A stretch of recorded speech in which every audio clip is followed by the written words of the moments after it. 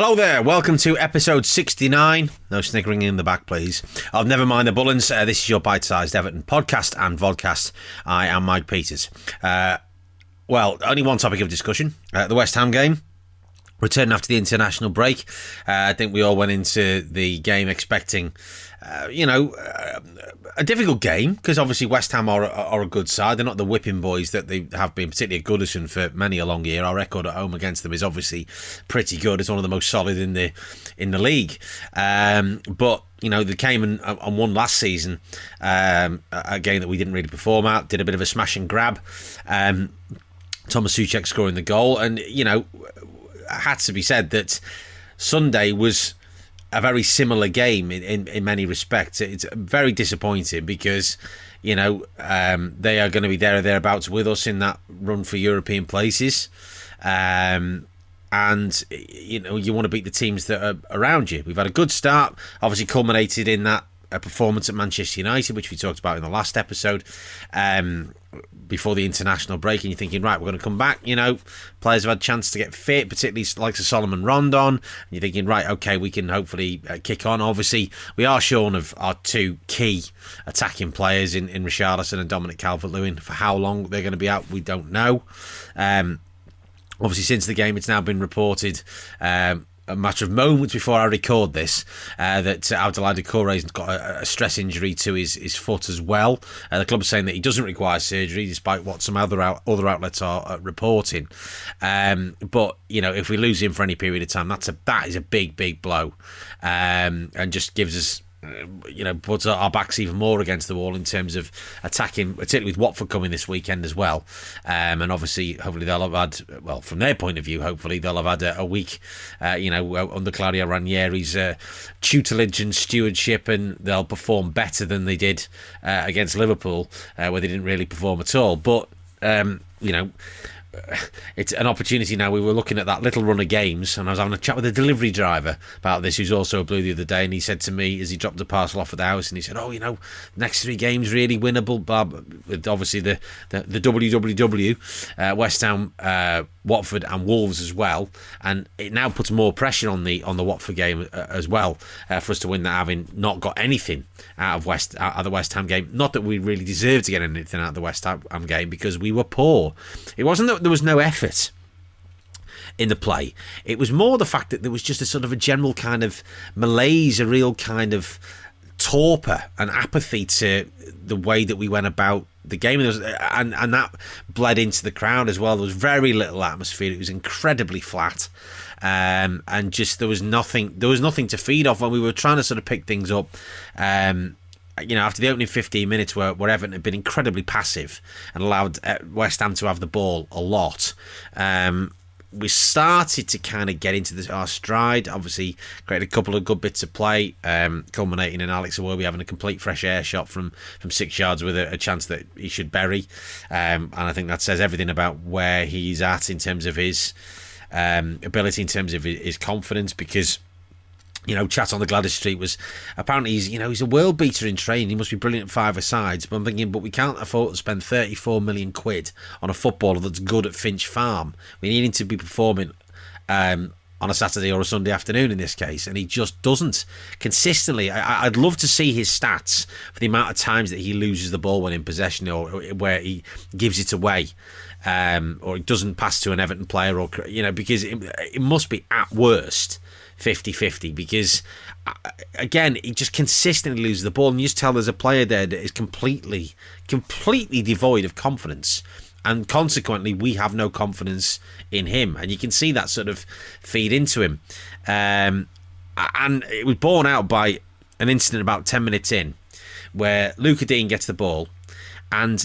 Iwobi passed the ball back to him, and the easy ball was to play it round the side of the defender, down the left hand side, for Iwobi to run onto.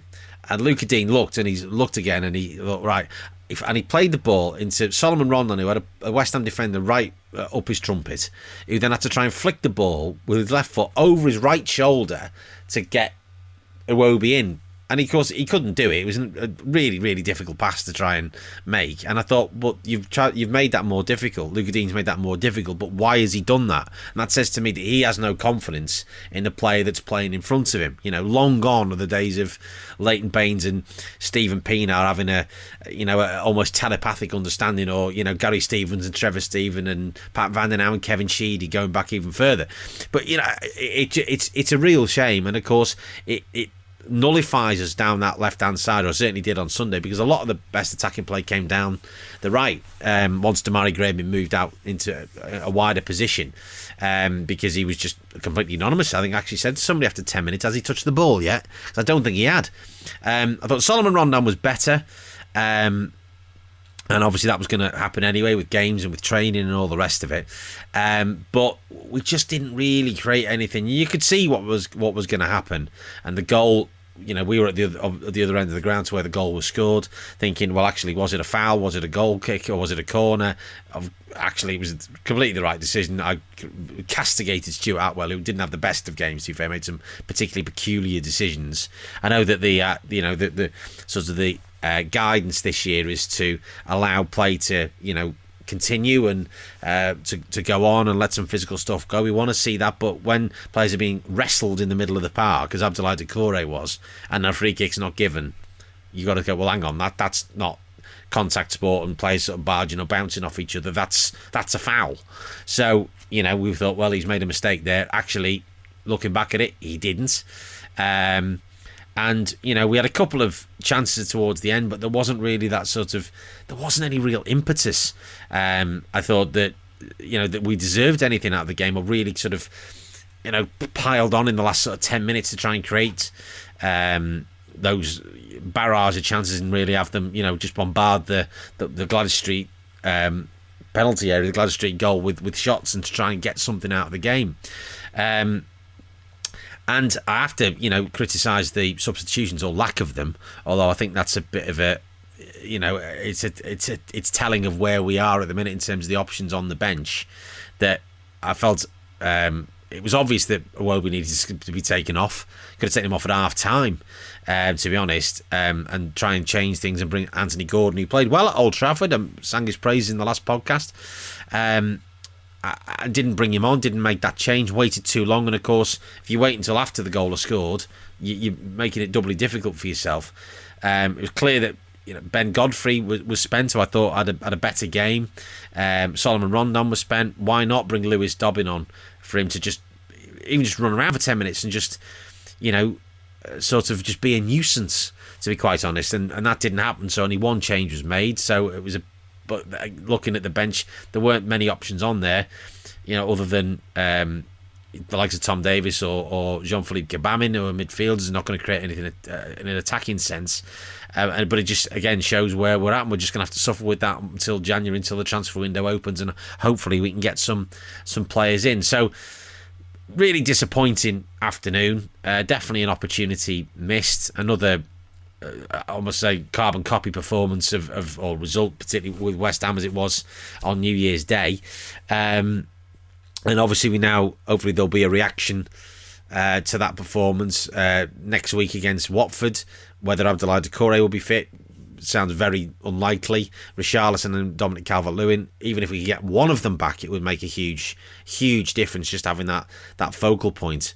But it might be an opportunity for the likes of Gbamin to finally get a run of games in the team, and finally we can see the player that we thought we bought from Mainz back in the balmy days of 2019. Or 2018 was it now? Was it 3 years ago that we got him? I mean, time has taken, that much time has been taken. I think it is that long, isn't it? It's 2018. We had him 3 years and he's barely played any games at all.